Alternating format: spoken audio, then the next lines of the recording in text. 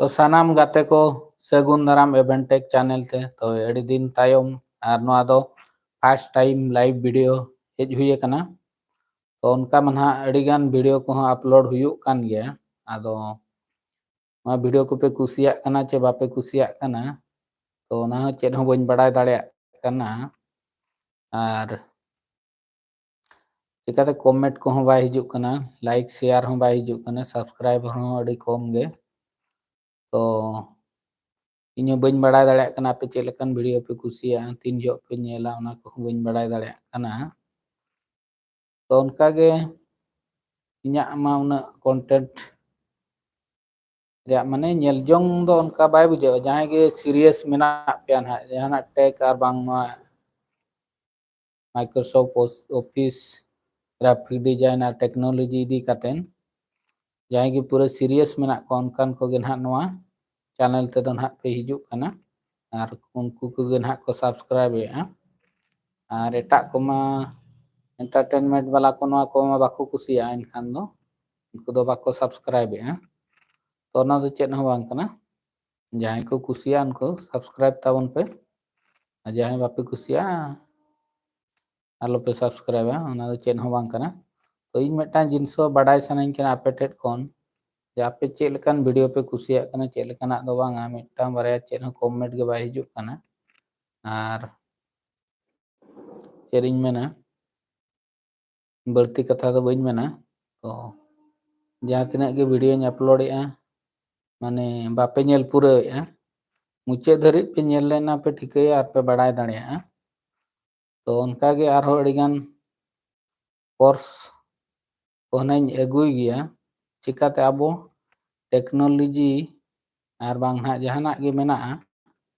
सानताड़ी ते और बांग सानताड़ी रोड ते ना तो उनका यूट्यूब चैनल पे पांते रहो बापे नामा तो ना हिसाब तक इन नोआ को ना सानताड़ी भाषा वीडियो ये तेन बना वीडियो दो तो सेम हुई दाड़िया हिंदी इंग्लिश एमान करे को उनको उड़िया एमान को जहाँ के बेंगली एमान को ते को बनाव कर गया तो अब सानताड़ी ते नोकान वीडियो को बाय नामोगा ओना हिसाब ते ना इन नोआ वीडियो को दिन बनावेया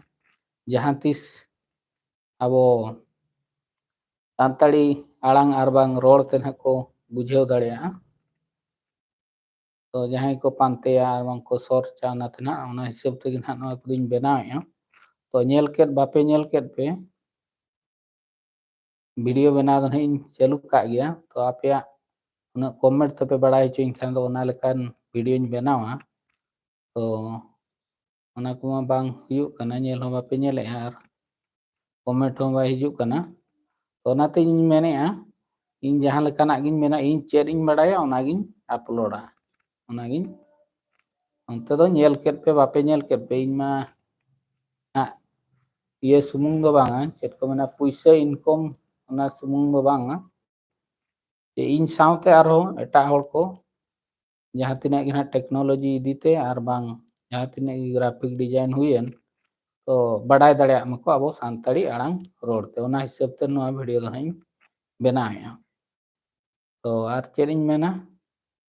तो तेन खन दो ना जहां गे इनिंग बड़ाया इनिंग खुशिया उनकान वीडियो के पे नामा आर उनकाना गे अपलोड इदी या तो आर बढ़ती कथा तो चेद बन मेना तो वीडियो जुदी पे कुसिया एनखान दो लाइक ताबन पे शेयर ताबन पे तेहना वीडियो दो ना निना रगिन थुकुम दोया तब दो सानाम को जोहार।